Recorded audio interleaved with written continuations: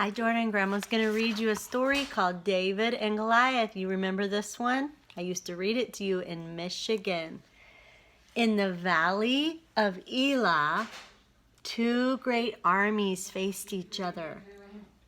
That of the Philistines and that of the Israelites, led by King Saul. For many years and through many battles, each side stood, neither able to claim the great victory that would end the conflict. The Philistines were idol worshippers and bowed down to many gods. See them bowing down to their gods? But the Israelites prayed only to their Lord, whom they knew was the one true God.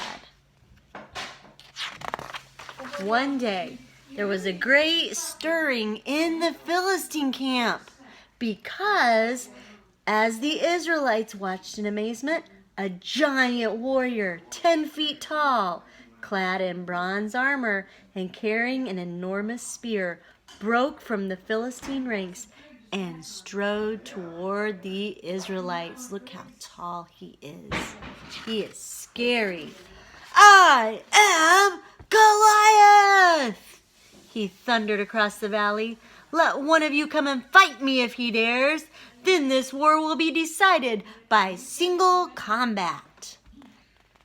For 2 champions to fight instead of thousands of men would save many lives. The Israelites knew, but where would they find any one man who would stand up to this giant?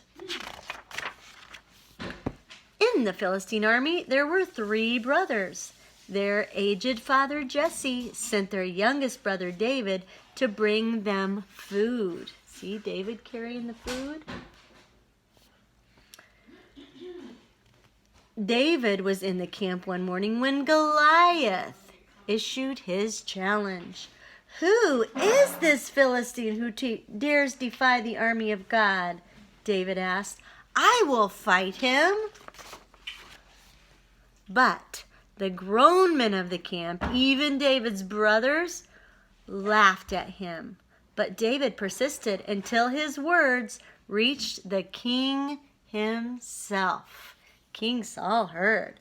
You are only a boy, said the king. We cannot let a boy go against a giant. But David insisted. When I watched my father's sheep, I rescued lambs from any wild beast that would carry them off. I know that God gives strength to defeat any Philistines too. At last, the king gave in. He offered David his own armor and weapons to use against Goliath, sword and shield. But the boy found the king's armor too large and heavy. I will fight with my own weapons in my own way. He took a slingshot and a stick, his shepherd's staff, and his shepherd's bag.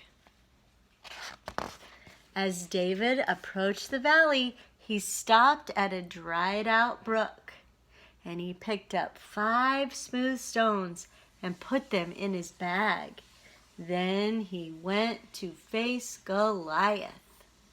See him coming? The giant shook with laughter when he saw David. Ha ha ha! Is Israel so short of men they send a boy to fight me? Goliath mocked.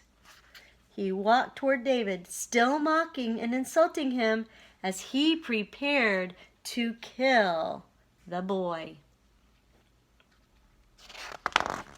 David reached into his bag. He drew out one of his stones. As Goliath got closer, David raised his slingshot. The stone hit Goliath in the forehead, and the giant tumbled to the ground. David bent down quickly, and with Goliath's own sword, cut off the giant's head and brought it to King Saul.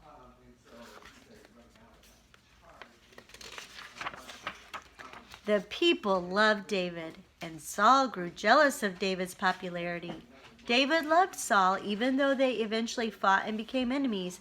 But David was God's chosen, and he became the king of Israel.